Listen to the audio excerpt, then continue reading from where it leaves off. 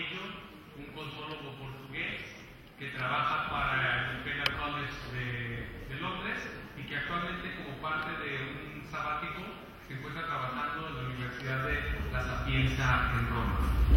Y dentro del programa de nuestra reunión, Joao nos viene a hablar del científico como divulgador de su propio trabajo de investigación. Sin más preámbulo, le cedo la palabra a Joao para que inicie con su conferencia. Les recuerdo que, como el día de ayer, tenemos el servicio de traducción simultánea.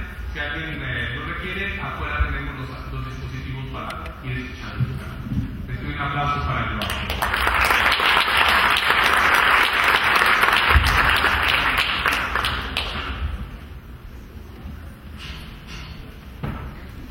Microphone. Well, thank you very much for your kind invitation. I'm afraid I have to choreograph this talk a bit more than I usually do. But as Miguel pointed out, I'm being translated into Spanish. I'm actually in the past been translating into Portuguese, which is very strange, wonderful globalization. In fact, I've been dubbed into Portuguese with a Brazilian accent, which is very strange. My Brazilian friends will forgive me. I will give this talk into English, but it's easier. Mas a próxima vez prometo falar português, está bem? Okay, so science and popularization. I should start with a consumer warning here. This is going to be a very personal view. It's going to be very personal, very subjective, very strong views, some ad hominem attacks. But this is what Miguel asked me to do. He asked me to tell you about my personal experiences as a scientist who popularizes science. And I have to say that the experience has been both good and bad. I'll try to be honest and fair about it. But the fact is that there's been truly wonderful and absolutely awful experiences in almost equal measures. So this is quite a long talk. I'm not used to giving talks this long.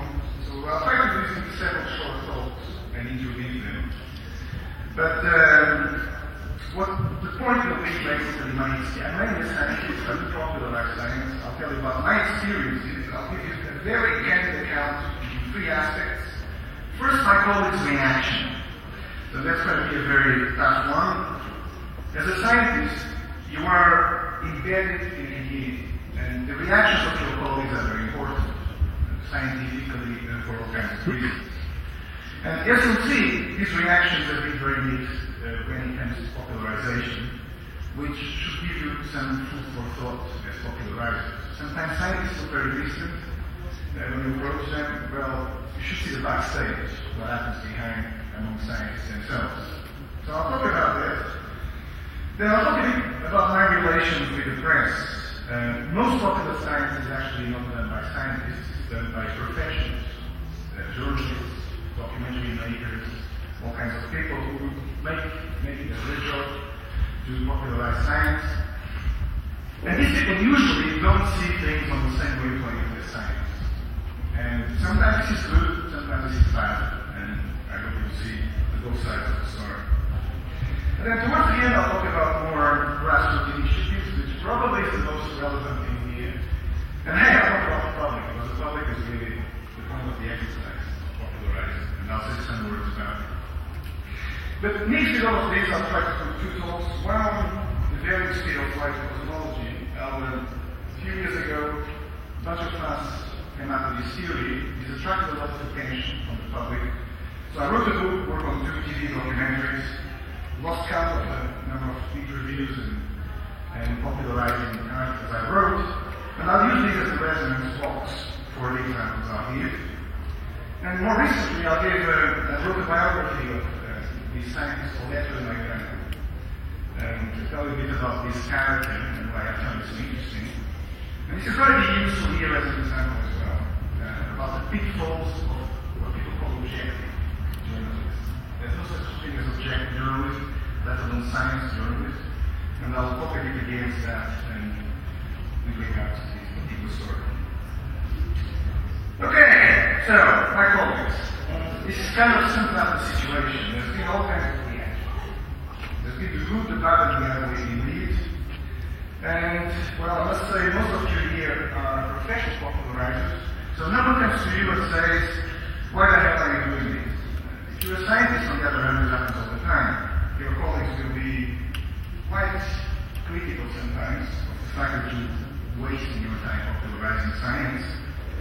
colleagues can immediately reveal some of the words in the character and the brain when it comes to popularizing science, or not. So I don't want to generalize, and I want you to hear is the balanced view of things as they actually are. This is where scientists like to live, an ivory tower, and it's probably has two historical reasons. There was a time in which scientists were wealthy gentlemen. Basically could do whatever they wanted. So if they wanted to do science, they could do whatever science they wanted, without regard to society. So I think this attitude scientists have nowadays is probably a hangover from these times, things that really moved on, but some people did not move on with the society, and I think this is really the root of the problem. But the suspicion scientists feel about popularizing science. But the mindset can really be quite disturbing, and basically it varies widely, but it typically can be very cynical. So the attitude within scientists can be either we should popularize science because it brings money to your projects, or if it doesn't, we shouldn't. It's very simple, it's very cynical. And the two examples I'm going to give here, institutional examples, are NASA and ESA, European Space Agency. They're really quite different. The first one is very much on the ball when it comes to popularizing science. Why? Because they know the budget will suffer if they don't do that. The second one is, you should see their website, you should see the press relations. It's laughable, it's ridiculous. I mean, it's kind of so bad it's funny. And let me tell you a story. This might actually give you some insight into why scientists can be so elusive sometimes when you approach them.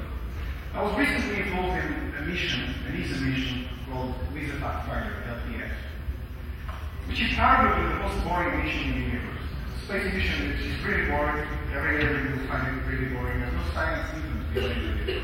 It's all basically just technology, nitty-gritty technology. However, some clever space scientists discovered one thing, which is that by accident, on board of this spacecraft, we have some of the most powerful accelerometers we have built. So things that measure either stress, measure gravity. And they also discovered that it could kind of arrange the orbit very carefully to make it pass through the top of the hill. What is the top of the hill? Well, we fall on Earth because gravity is on the slope. We basically roll the speed down the slope. Every time we fall, we go from high to low potential, gravitational potential. We have a slope in which the valley is the Earth, so that's why we fall to Earth. If you go away from the Earth, at some point you fall towards the sun, because the slope is towards the sun. So we have like a landscape, a gravitational landscape, with two valleys, the sun and the Earth, and of course, you must see a study between the two. And this is very interesting for me for all kinds of reasons. First of all, a few years ago, I was trying to work on theories that don't need dark matter. Dark matter is evolving in cosmology, nothing fits the observation. So we imagine all the same matter we can't see called dark matter. Well, some of us thought maybe what you need to do is actually modify the gravity theory. So I was working with this Israeli physicist and we discovered that actually forget about cosmology and astrophysics, go to the top of the hill.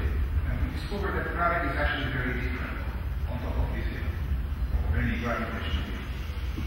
But hey, forget about this. This is as popularizers. I hope you realize what a wonderful opportunity there is here. Even if you forget about dark matter, about gravity theories, about Einstein general relativity. Just the idea that you have a space mission going to the top of the hill, the landscape between the Earth and the Sun, that points where gravity knows itself. This thing is absolutely wonderful, and it has all this potential for outreach. Well, my friends, I need to tell what actually happened. There was a look of disgust on people's faces, and I mentioned this, which basically summarizes the attitude that exists inside ESA. I'm not even talking about people being indifferent to outreach. It counts against you. If you're a scientist and you try to do outreach, it counts against you in some institutions. And I hope this kind of anecdotal evidence, but I hope this gives you a background for why scientists sometimes avoid popularizing science. I think the attitude is, at best, can be disingenuous, at worst, can be outright negative. Okay, let me move on to my colleagues. So one thing is institutions, then of course there's individuals. If institutions are bad, individuals can be even worse. And everyone has a kind of set of stories. I won't bore you with them, but quite frankly, popularizing science is usually seen as a sellout. In the Greek constitution, you become a kind of scientific whore if you popularize science. And this is kind of unpleasant, but you can kind of bypass it. Part of the problem is jealousy. So when I first wrote my first book, I thought I had a word with Louis Slogan, who is, of course, a very famous popularizer. And it was very encouraging, but he told me this. You are still very young, this was 30 years ago, I was still very young, and you look like a lot of jealousy from your father, and this could break your career. Well, the second didn't happen, the first did. I think part of the problem is really jealousy with this community if you do popularize your science. Third point, rest assured that if you popularize your science, you will come under much closer scrutiny, and there will be much more suspicion of it. And I'm not even talking about the scrutiny which any new idea should have. People should be skeptical of new ideas, they should be critical, but there's a point beyond which it's actually a social thing, it's nothing to do with science, and if you popularize your science, I think you will fall into this. So anyway, I thought this was the good, the bad, and the ugly. That was for the bad and the ugly. Now for the good, there's also very good things, and I'm not now talking about the good things of popularizing science per se, but of the relation between scientists. There are also very good things because of this. And mainly, I think what actually happens is that those of us who choose to popularize science tend to stick together. And this cements excellent scientific collaborations, perhaps because we are on the same intellectual wavelength. And for example, I have collaborated extensively with John Barrow and Louis Slogan, who are popularizers, certainly much better and more famous than me. But I have to say that some of my best work was done with them. And I think it's not all bad, sometimes good things within science come about because of popularization. More important, I think people communicate outside science, people communicate within different fields much more. There tends to be much more cross-field communication if you popularize science. So for example, I have talked to many colleagues in complex systems, and a lot of scientific papers that came about where the initial point of contact was popularization. So I do think scientists can end up jailed a little bit of corner too much, and this is certainly the thing which popularizing science brings to actual science itself. Okay. Having left this optimistic note, I have to finish by saying that sometimes the viewers, the good and the bad and the ugly, unfortunately tend to be scientists popularizers as well. And I have to say, by and large, relations are very good. So people tend to be competitive, they tend to criticize each other. For example, John Greenfield and I always criticize each other, but the relation is excellent. So sometimes the relation is very good. But other times what actually happens is that people are very territorial. And unfortunately, this comes of this, I can give you quite a few examples of very strange phenomena that come about because of this. So one thing I'm going to tell is a very bad story. So my personal experiences, I'm not going to try to generalize, but I have to say I have been front row. This is ad hominem, I must say, but I'm going to do this because it's perishing to analyze it in a more general framework. But I think I like to call the front row syndrome. I have been front row disclosure, okay? So I'm doing this because I've gone through this myself. And this is something which is very strange that happens among, this is by no means an example, among science popularizers. So this consists of a problem. Well, in science, as you know, in physics particularly, you cannot use maths. Although you need it so much, you actually cannot use maths. One of the rules of the game is you should use metaphors, you should images, you cannot use maths. Now, of course, what this means is that you open yourself to all kinds of inaccuracies. It's inevitable that sometimes what you say is a nice analogy, but it's actually, strictly speaking, mathematically speaking, wrong.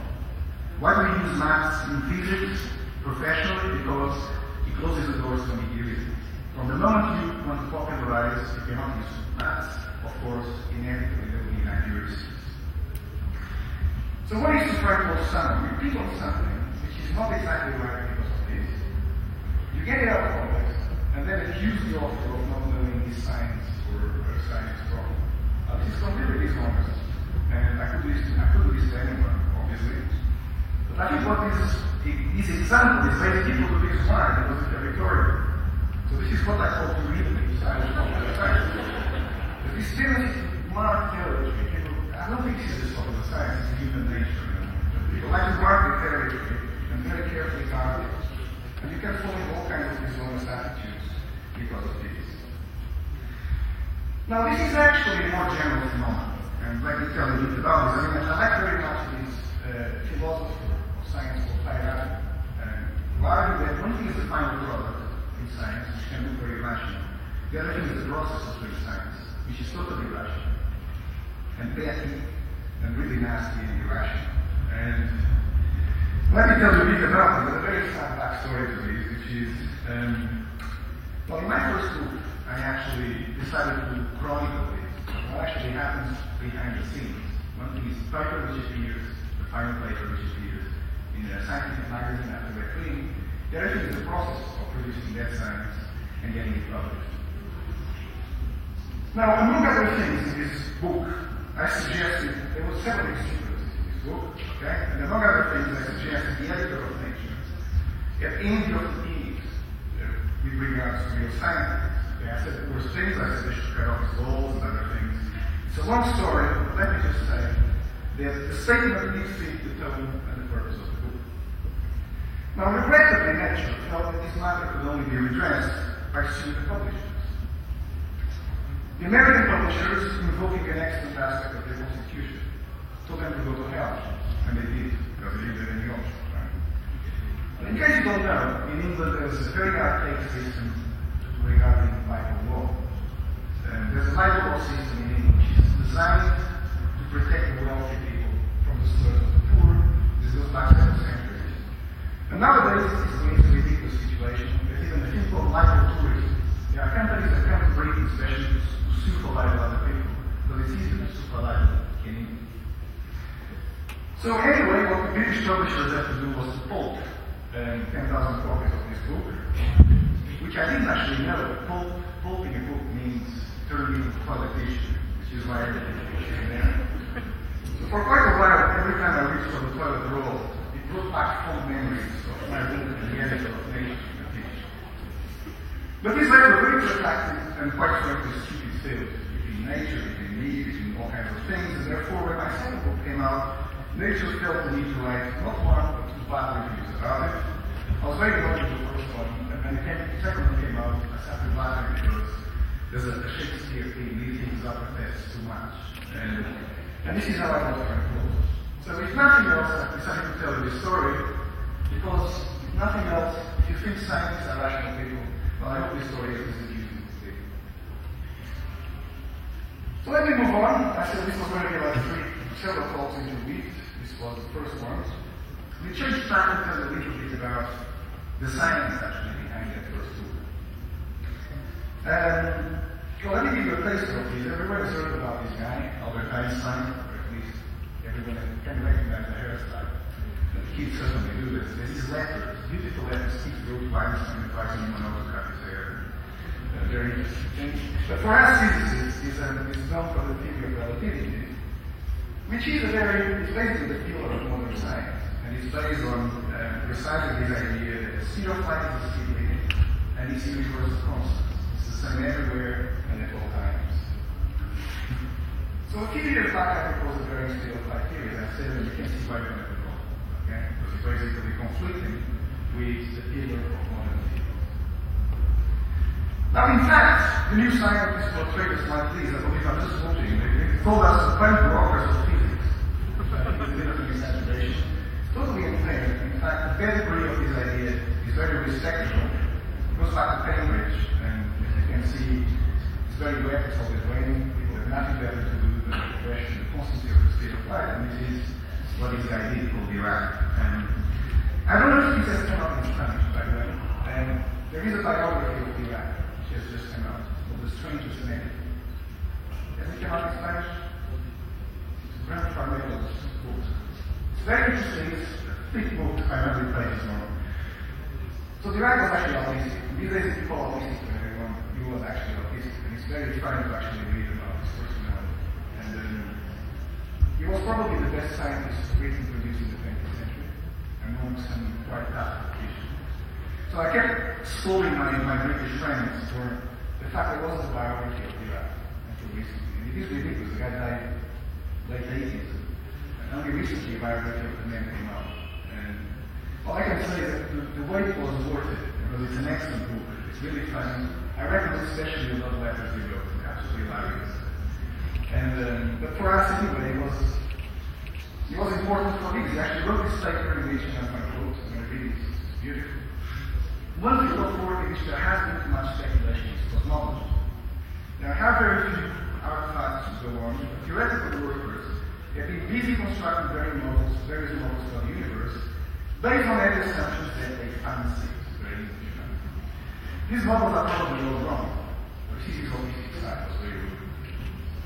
It is usually assumed that the laws of nature have always been the same as they are now. There's no justification for this. The laws may be changing, and particular quantities which are considered to be constants of nature, e.g., the speed of light, may be varying with cosmological time. Such variations completely upset all makers. So this is a very deep statement, and basically all of us, I think, backtrack our theories to this quote. I mean, the laws in the legal system change in time. Why should the laws of nature change as well? And furthermore, what is this thing about measuring physics here and now, and extrapolating all the way back to the Big Bang? Who knows what the physics was at the Big Bang? We have all the right to question these, and that's exactly what we did. It's a very big paper. Not widely known, wrote this paper during his honeymoon. Very strange. It's not on record what his wife thought about this. It was actually in Brighton on honeymoon when he wrote this paper. What is on record is what Niels Bohr said about it. Look what happens to people when you get married. Niels Bohr was being married and having 5 kids. So. But anyway, for a long time this idea was on the fringe of science, although the pedigree was very respectable, Dirac is very respectable. But for a long time it was on the fringes of physics. Nowadays the theory of gravitational quantum is actually mainstream, I would say. There is speed of light that is pushing it, and the reason is that the speed of light is such a foundational thing in everything you do. Even the Waker articulations, everything, well, it's a bit more difficult. But the reason was the following. So this is a picture from Scientific American, you should understand it, the Scientific American. It's a picture of the sky, not very poetic, but when you look at the sky, you're looking at the coding for dimensions. The sky is a coding for dimensions. But it's true, because light actually takes time to travel. So when you're looking at the sky, you're looking at shells, which are progressively further and further away, and therefore further and further in the past. You've seen pictures of the past as you go further and further away. So this, and you explain this a bit better. I can't actually see it, but I'll explain it better. So this is the position here, this is time. You can't see it, this is time. So what is going to be here now, as you look into the distance, because light is time, you're actually looking into the past as you go back.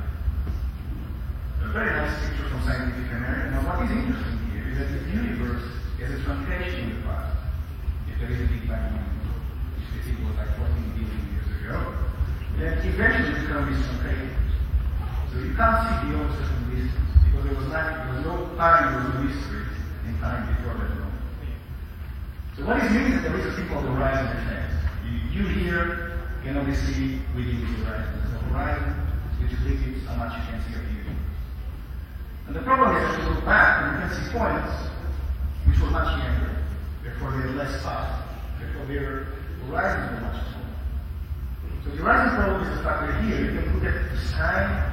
I won't bother you more pictures of the sky as you see again, but the point is that the points in the sky can themselves be outside each other's horizon. And this point is all manner of problems in cosmology. Basically, you want to explain the universe as it is, how to explain that, things get into contact. Well, there's a contact in the early universe because of the horizon effect. And specifically, the universe is very homogeneous but not quite. Other things become very homogeneous, like what's milk in the coffee. A stir contact, eventually you can still be coffee. You can't stir your coffee in the early universe.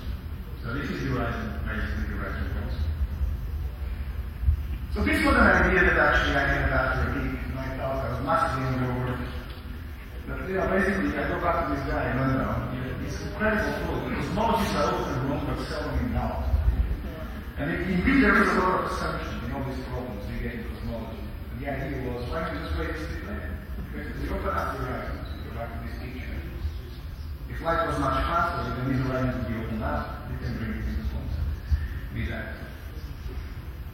So this is basically the science. Of course, I still work on this about half time. I don't work on this full time.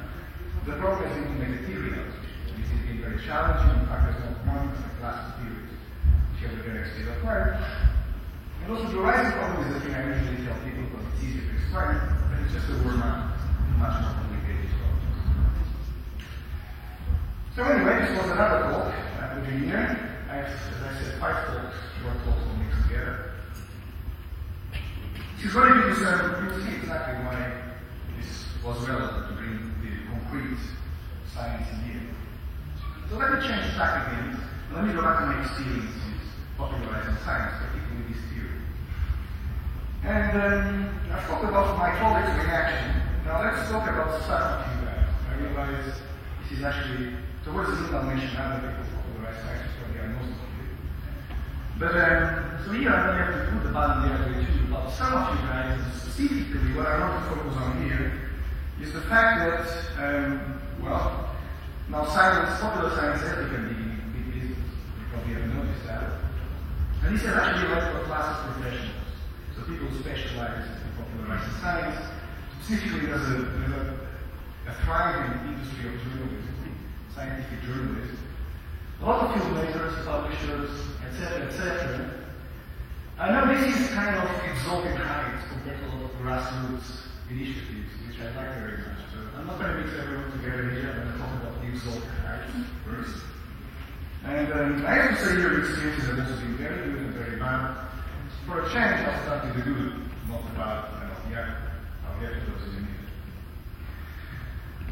A few years back in the UK, Channel 4 had something called Equinox. There was a series of documentaries for popular science documentaries. And they were excellent.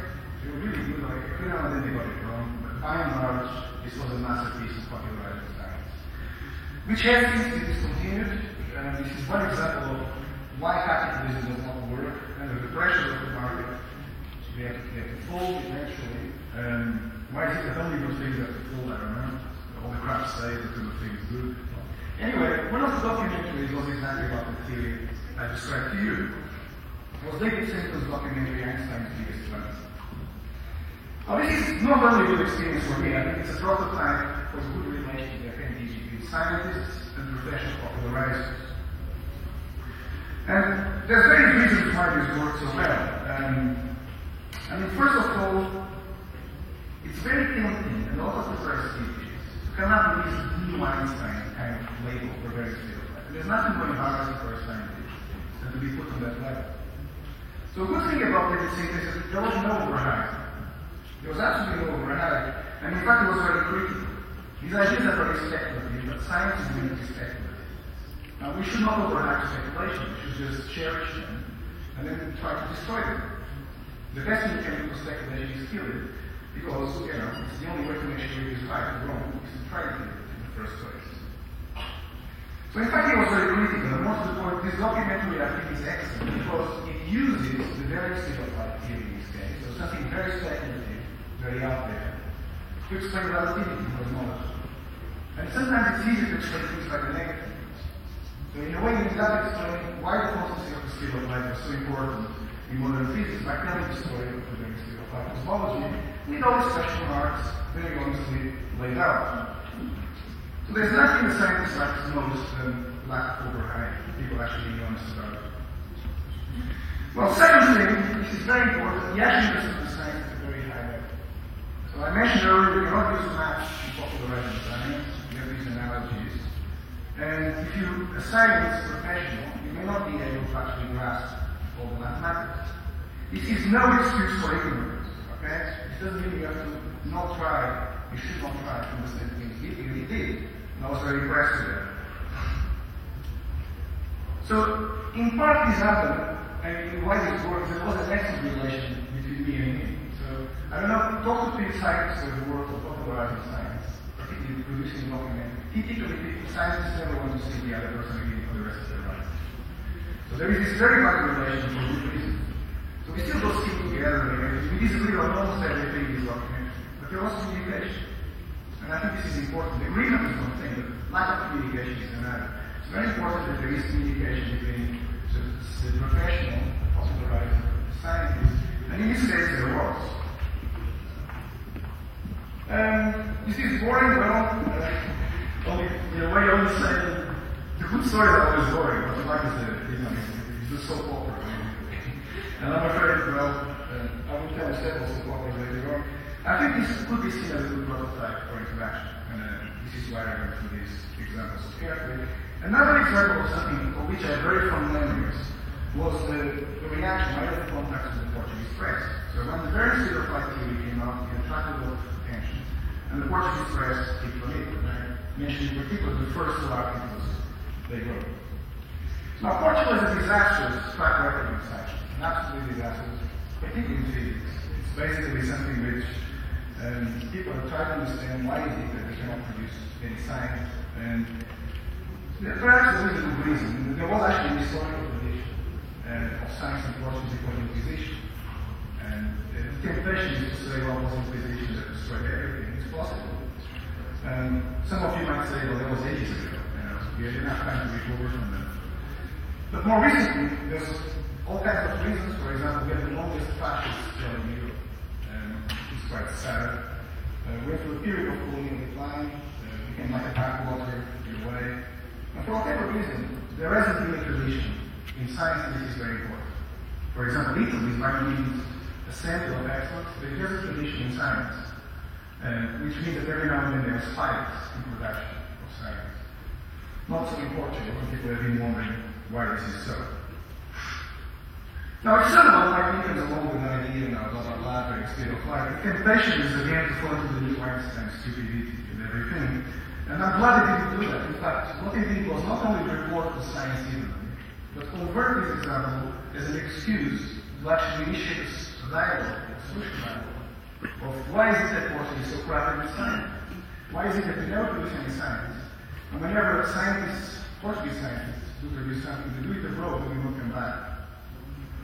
So I think this was a very good example, no overhype again, and converting an idea which could have been overhyped into an interesting social dialogue. So I'm not sure our politicians, being what they are, benefited from any of this, but at least I think the reporting did happen at the right level and raised the right sociological questions.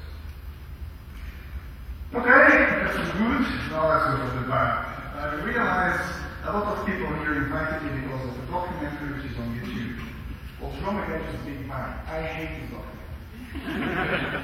I'm sorry if I'm very disappointing here, but I think this is actually a prototype of what not to do in connecting scientists and popular professions, popularizers.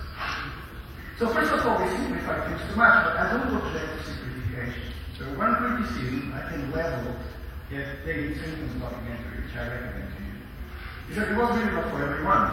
For example, I lived in Toronto for 2 years. My friends, my Portuguese friends were all builders, and they couldn't understand the word of the documentary, whereas, this one is different. It's something which is on a much lower level. And I think the idea of a low-level, content-like, image-driven approach is not necessarily a priority. But this doesn't mean it has to be content-free, okay? One thing is content-like, the other thing is content-free. And a prototype of what not to do. Why? Because there was a complete ignorance of what the scientists were saying. I mean, one thing is the other thing is ignorance. And I think what actually happened there was a complete two-way blend of doing things, and absolutely no communication between them. So the idea of basing everything on bullshit analogies, which is what I declare as analogies, is something which is it's a prototype for what not to do in science. Because, people may find it visually very good, but you might as well be talking about bullfights instead of the universe. And probably most people will not notice the difference given what actually came out in the end. So I'm very negative about that particular documentary. I think, what can I say? I can say that basically, I've had one good and one bad experience. I gave it to you, I shared it with you. Now let me move to something even more. So this was basically just, things didn't work out, and So I'm sorry to disappoint you, I didn't like that very much. And I told you some of the backstory. Now, another thing you should actually gather is I think there's a lot of dishonest journalism in scientific journalism. And I won't mention names here, just for a change, but it just says concerns some what we call US prize in journalism. A few years back, what is objectivity? So not even what did he believe it, it's another word. And I think this was very interesting because when he arrived to interview me, he already had written the article. It was clearly already the story was going to say, what the narrative was going to be. And the interview was trying to make me say things that would fit into that narrative. So in other words, basically, he kept trying to, it didn't matter what I told him, okay? Basically, anything that didn't fit the story you already had was probably cut out of the interview. And furthermore, he basically kept giving me prompts to say things which I did not say, but which nonetheless appeared in the interview at the end. So this is part journalism at its worst, but I think the overarching problem here is this question, what is objectivity? So this is a more general issue, it's not just science or journalism, but basically this is the problem. Quite often, when you decide to object in your reporting of something, basically this is a well-known institution, you never are. You always select later. You always do things, take things out, you always have a story to tell. But the problem here is that there was a story to tell before, okay? And everything else had to fit. In this particular case, this was not an illusion at all. I think it was a deliberate ruse. The idea is simply find a story that sounds good, that you know will sell. Then find a data that fits it. If you don't find it, don't pop it. And, well, I think this is very bad. I mean, what I want to do is tell you how you can avoid doing something like this in journalism in general, particularly in scientific journalism, in this particular example.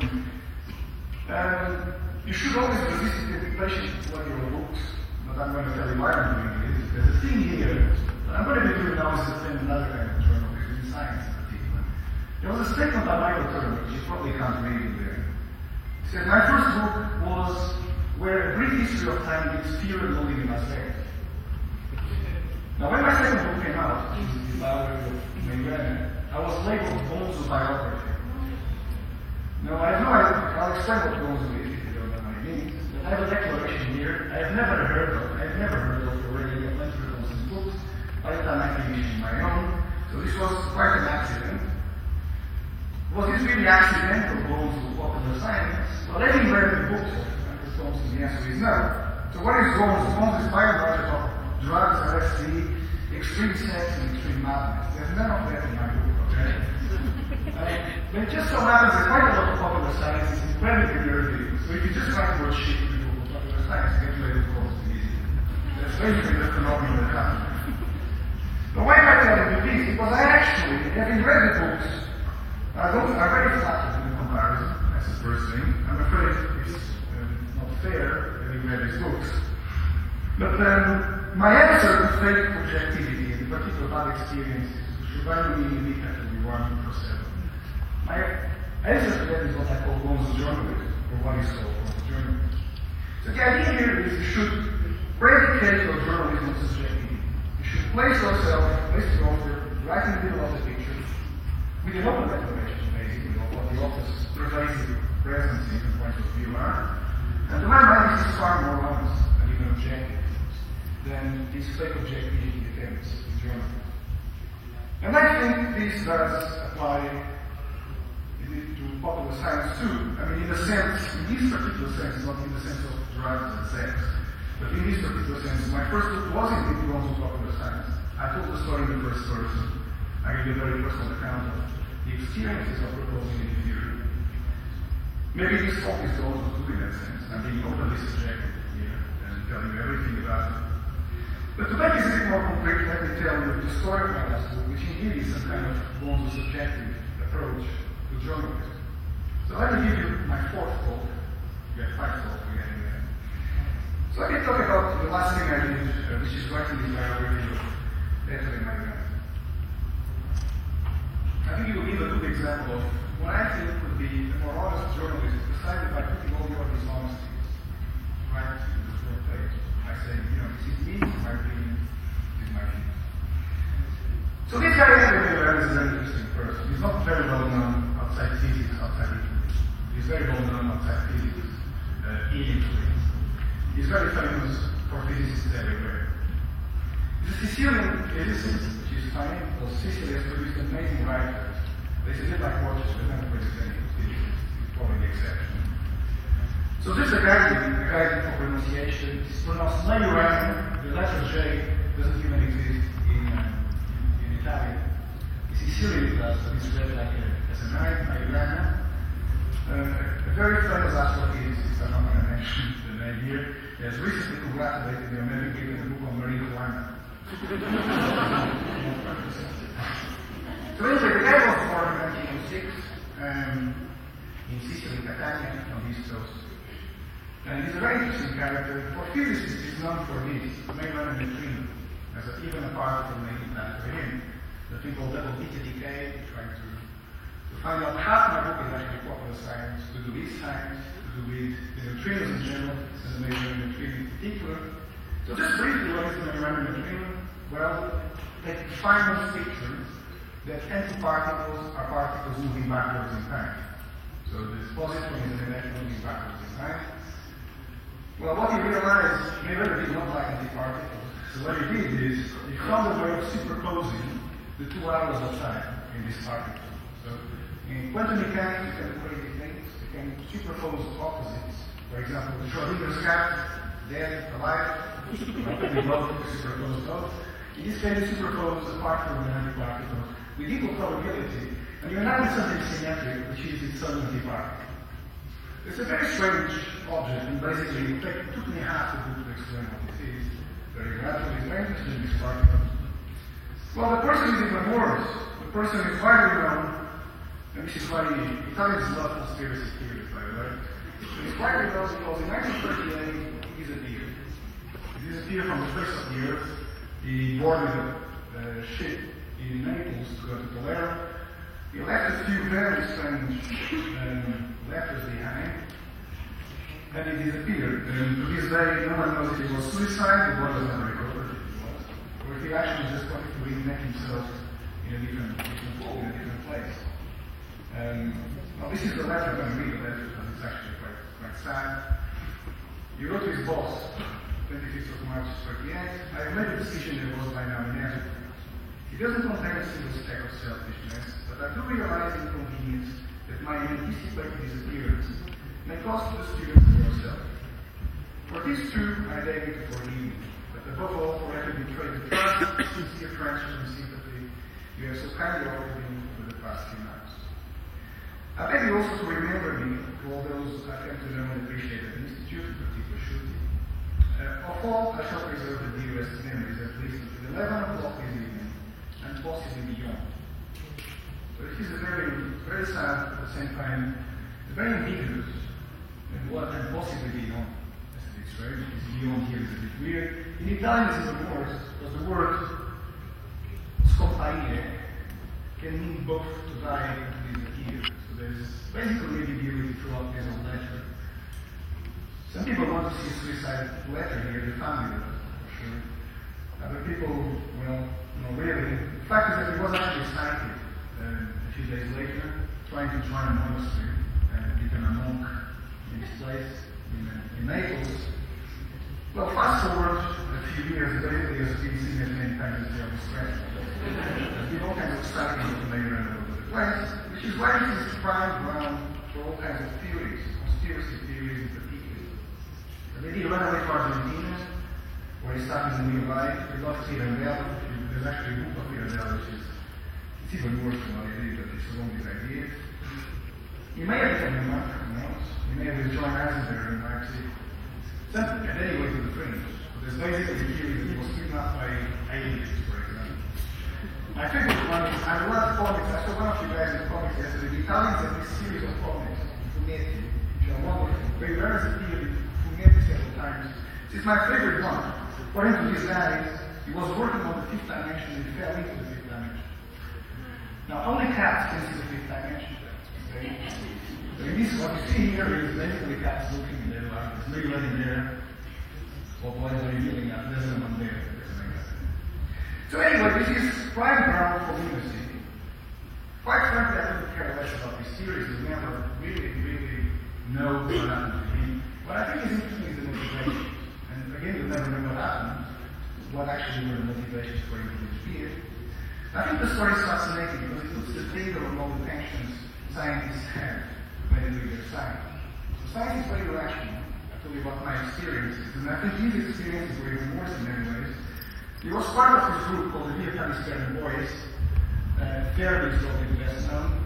They gave nicknames to each other. So Ferry was the Pope, he was the Cardinal Vicar, etc. But he ran as the Grand Inquisitor. It was his nickname because he was renowned for being very critical and finding errors and flaws in the theories that the other ones proposed, and actually seeing what the other ones had not seen. Now it just so happens that one day we were playing with the fish pond. We moved the physics experiment inside the fish pond in the institute. We discovered slow neutron. This was 1932, 1933. We started playing with these, and this is well documented. The official discovery of the fission of uranium is 1939. He achieved the fission of uranium with slow neutrons in 1934.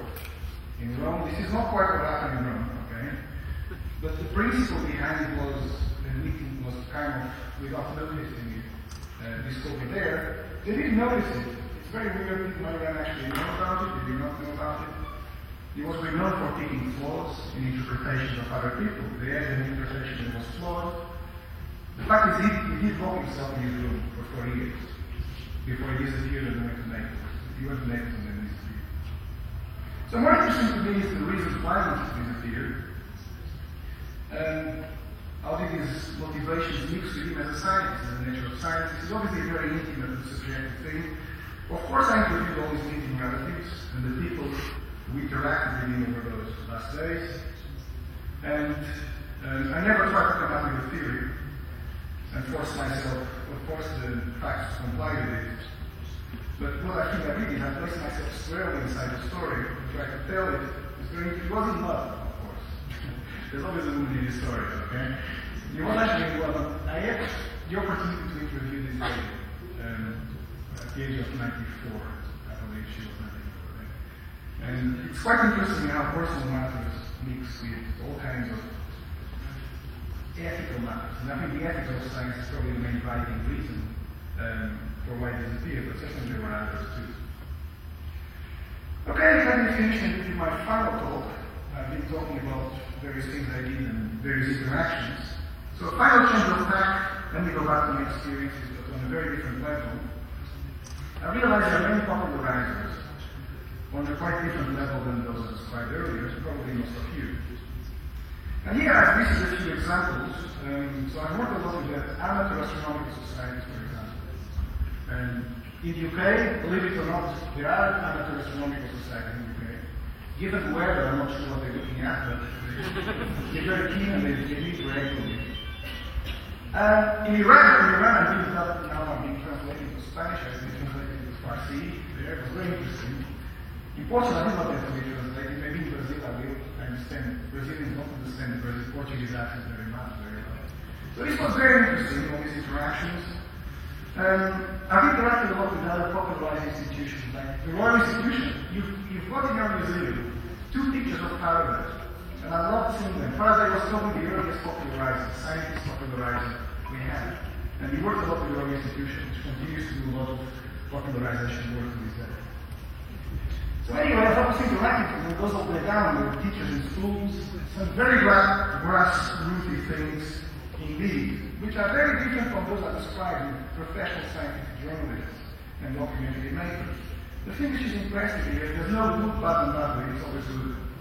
One thing which is impressive is enthusiasm. The enthusiasm these people show is unique, and it's even embarrassing, I should say. It's embarrassing for professional scientists, particularly when some of my colleagues have become bureaucrats of science for what the enthusiasm they have about science and the spark they have that led them to do science in the first place. So maybe professional scientists should have more contact with these people to recall where they started. There's no button over here. I think this enthusiasm feeds into science in a way, or should feed into science in a way that really is unique. As for the public, now the public is the point of the exercise. So my interactions with the public, first of all, I think we should put the children first. The children are really an amazing force. When you popularize science, the children are so enthusiastic about it. There is something that really is quite unique, and for me it's very important. Because I really became a scientist by reading popular science as a kid. And I was very touched when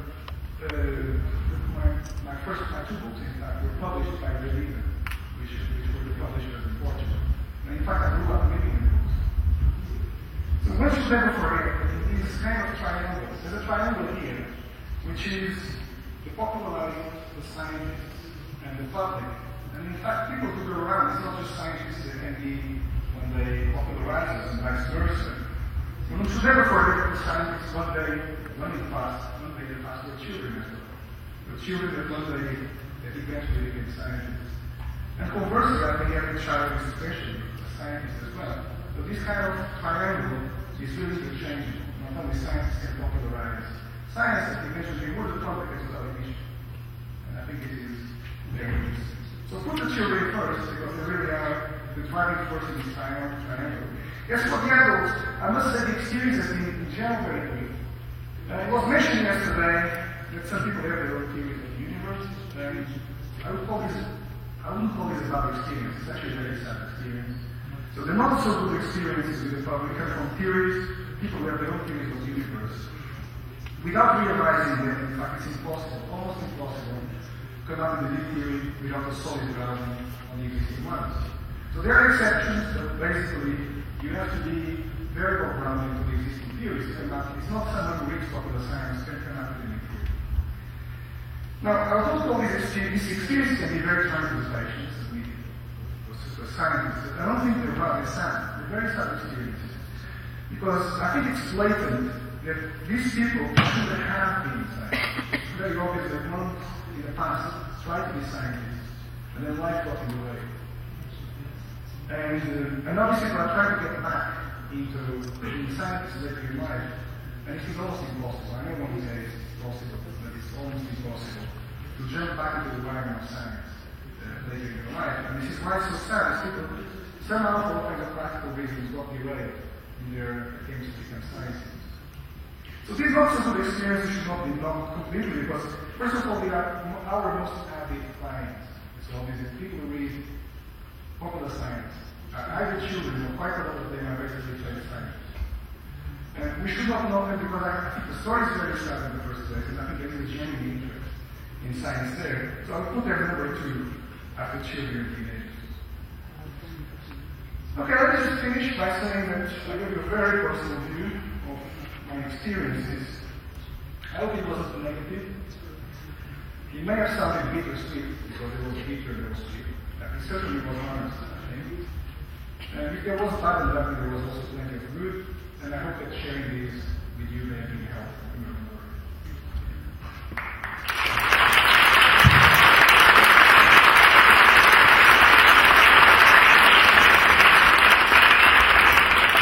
Muy bien, tenemos tiempo para algunas preguntas.